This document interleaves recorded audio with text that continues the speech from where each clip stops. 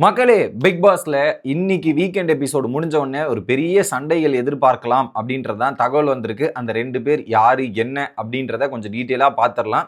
இதை நான் காலையிலேயே இன்ஃபர்மேஷன் சொல்லியிருக்கணும், நானும் மறந்துட்டேன். ஓகே, சேனலுக்கு புதுசாக இருந்தீங்கன்னா சப்ஸ்கிரைப் பண்ணிருங்க. வீடியோ பார்க்குற அனைவருமே மறக்காம லைக்கும் ஐப்பும் பண்ணீங்கன்னா இந்த வீடியோ பல பேருக்கு போய் சேர்ந்துரும்.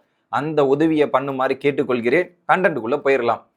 ஸோ ஒரு பக்கம் திவ்யா, இன்னொரு பக்கம் திவாகர், இவங்க 2 பேருக்கு ஒரு கடுமையான உச்சகட்ட சண்டை வரப்போகுது அப்படின்றதான். இது டெலிகாஸ்ட் வந்து நமக்கு திங்கட்கிழமை ஆகும்னு சொல்றாங்க.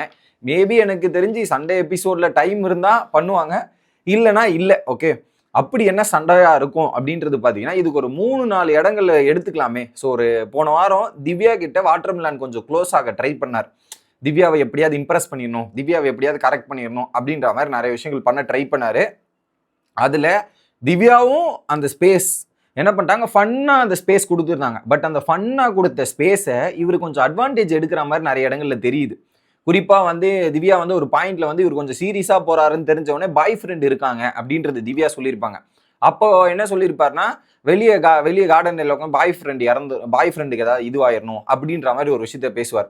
அப்பயே சொல்லியிருப்பாங்க, யாரு இன்னொரு பேர் தெரியல, யாரோ வந்து எச்சரிச்சாங்க, திவ்யா அப்பெல்லாம் பேசக்கூடாது, எல்லாம் சொல்லக்கூடாதுன்னு. இன்னொருத்தருமே வந்து இப்படிலாம் பேசுறது தப்பு, எல்லாருக்கு எதிராக சொல்றதுன்னு தப்பு அப்படின்ற மாதிரி நிறைய பல டிஸ்கஷன் போகும் அந்த இடத்துல. ஸோ அந்த அளவுக்கு உட்காந்து பேசிட்டு இருந்தாரு. எப்படியாவது திவ்யாவை இம்ப்ரெஸ் பண்ணிடணும் அப்படின்ற ஒரு குறிக்கோளோடவே டிராவல் பண்றாரு. அண்ணதான் ஃபன்னா இருந்தாலும் அதுக்கு ஒரு லிமிட் வேண்டாமா, அந்த லிமிட்டை தாண்டி பல இடத்துக்குள்ள திவாகர் போறதுக்கான வாய்ப்புகள் தெரியுது. ஓகே, அப்பயே திவ்யா 2-3 இடத்துல எச்சரிச்சிட்டாங்களா. அதுல குறிப்பா எனக்கு பாய் ஃப்ரெண்டு, நான் வெளியே போய் ஃபாரின் மேப்ல தான் கல்யாணம் பண்ணிப்பேன், நிறைய விஷயங்கள் சொல்லியிருக்காங்க. இது ஒரு பக்கம் இருக்கு. இன்னொரு பக்கம் திவாகர் இன்னொரு விஷயத்தை அடிக்கடி இந்த வீட்டுக்குள்ள வந்து போன வாரம் ஃபுல்லா பண்ண விஷயம் ஒன்று இருக்கு. யாருக்காவது எதிர ஒரு கருத்து எடுத்து வச்சுட்டா, எப்படி யாருக்காவது எதிர ஒரு கருத்து எடுத்து வச்சுட்டா அந்த ஒரு பாயிண்ட்டை பிடிச்சிப்பார்.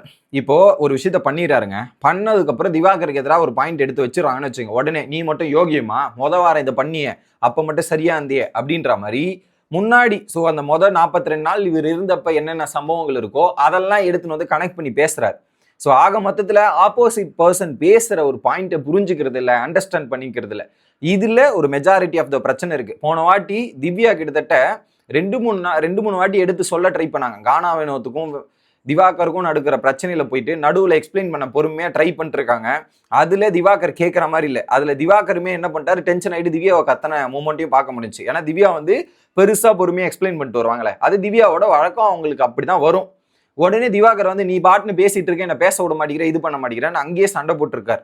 அது ஒரு வாட்டி அப்பயே கிளாஷ் ஆகிற மாதிரி இருந்து திவ்யா பொறுமையா ஹேண்டில் பண்ணிட்டு போயிட்டாங்க. ஒன்னா.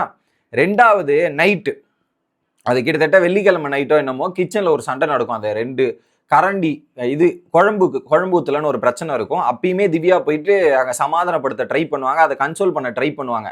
அப்பயுமே திவ்யா கிட்ட அவர் கத்துன்னு கத்த தான் செய்வார். பொறுமையாலாம் இருக்க மாட்டார். கொஞ்சம் ரியாக்ஷன் செக்மெண்ட்டோ இதெல்லாம் திவ்யா பொறுமையா வாட்டரே கம்முன்னு இருந்துட்டு சொல்லிட்டு, ஒழுங்கா உன்னை யாரு பழைய கணக்கெல்லாம் எதுக்கு எடுத்துன்னு வந்து பேசுற, இப்போ கொடுக்கலன்னா கொடுக்கறத மட்டும் பேசு, அதுக்கு ஏன் நீ பழைய இன்சிடென்ட் பழைய விஷயங்கள்லாம் எடுத்துன்னு வந்து பேசுற, அது ஏன் நீ அதெல்லாம் முடிஞ்சு போச்சு அதெல்லாம் பேசாத, இப்போதைய தருணத்தை மட்டும் பேசுன்ற மாதிரி சொல்லியிருப்பாங்க. அப்பயுமே அவர் அப்படிதான் ரியாக்ட் பண்ணியிருப்பார். நீ பேசவே விட மாட்டேங்கிற திவ்யா, நீ அப்பா பார்த்தாலும் இப்படிதான் பண்ணிட்டு இருக்க அப்படின்ற மாதிரி பேசுவார். 2. 3வது இன்சிடென்ட் என்னன்னா, அந்த வெள்ளிக்கிழமை நிகழ்வுகள் இருக்கு இல்லையா, அதுல என்ன பண்ணியிருப்பாருன்னா, சாண்ட்ரா சமைக்க போறதுக்கு 2 ஸ்பூன் அவங்கன்னா கொஞ்சம் எக்ஸ்ட்ரா கொடுப்பாங்க. பிரவீனை வந்து புட் டவுன் பண்ற மாதிரியும் சாண்ட்ராவை தூக்கி வச்சு மேலே பேசுற மாதிரி சில சம்பவங்கள் நடந்திருக்கும். அந்த இடத்துலயுமே திவ்யா கத்திட்டியோ, நீ போயா வெளியே போயா, நீ யாரை எப்படிலாம் வர சொன்னா, எதுக்கு திரும்ப திரும்ப பழைய விஷயங்களை எடுத்து பேசுற, நீ சும்மா இருக்க மாட்டியான்ற மாதிரி திவ்யா ஏறின்னு ஏறி இருப்பாங்க, கத்துன்னு கத்திருப்பாங்க. அந்த மாதிரி நிகழ்வுகளுமே நடந்திருக்கு. கிட்டத்தட்ட திவ்யாக்கும் வாட்டர்மெலன் ஸ்டாருக்கும் எத்தனை இடங்கள்ல இடிச்சிருக்குன்னு பாருங்க. இந்த ஒரு வாரத்திலேயே 4 இடங்கள்ல இடிச்சிருக்கு. 1 2 இல்ல, 4 இடங்கள்ல இடிச்சிருக்கு.